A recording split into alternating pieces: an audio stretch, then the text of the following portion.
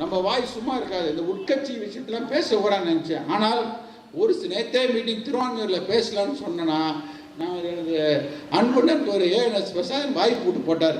வேணா தலைவா இங்கே பேச வேணாம், நீ பேசினா வைரல் ஆயின்னு சொன்னான். ஆனால் கட்டாயம் பேசிதாகணும்.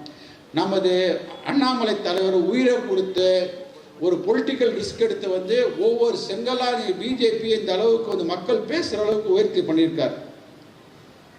எனக்கு என்ன வருத்தமாக இருக்குதுன்னா, எல்லாரும் வாங்க மந்திரி அவங்க எம்எல்ஏ அவங்க அதை பற்றி நான் யாரும் நம்ம சொல்ல, அப்போ நம்ம தொண்டனாகவே இருந்துட்டு போயிடுவேன்.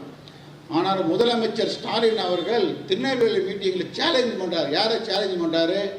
உலகமே வியந்து பாராட்டும் நமது மரியாதைக்குரிய அன்பு தலைவர் பாரத பிரதமர் மோடி அவர்களை பற்றியும் தரக்குறையாக பேசுகிறார். நமது மரியாதைக்குரிய நிர்மலா சீதாராமன் அவர்கள் பட்ஜெட்டையும் குறை சொல்ல, மத்திய அரசாங்கத்தை குறை சொல்லி பேசுகிறார். இதை யாரை வச்சுட்டு பேசுகிறாரு? நீங்களாம் யோசிக்கணும்.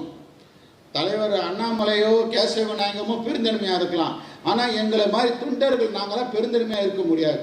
எல்லாத்துக்கும் ஒரு நியாயம், தொண்டனுக்கு ஒரு நியாயம், தலைவருக்கு நியாயம். நயினார் நாகேந்திரன் வச்சு பேசுகிறாரு.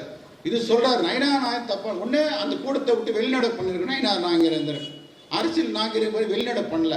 குறைந்தபட்சம் மீட்டிங் முடிஞ்சு ஒரு ட்விட்டரில் கண்டனம் தெரிவிச்சிருங்க முதலமைச்சர் ஸ்டாலினை, இல்லாட்டி ஒரு பத்திரிகை அறிக்கை கொடுத்துருக்கு. இது வரைக்கும் நயினார் நாகேந்திரன் நமது பாரத பிரதமர் பிரைம் மினிஸ்டரையோ நிர்மலா சீதாராமனையோ முதலமைச்சர் நேரடியாக வைத்துக் கொண்டு ஒரு சட்டமன்ற தலைவராக இருந்துகிட்டு குறை சொன்னவர் ஏன் இது வரைக்கும் வந்து அதை எதிர்த்து ஒரு ட்விட்டர் கொடுக்கல, ஒரு ஃபேஸ்புக் அறிக்கை கொடுக்கல?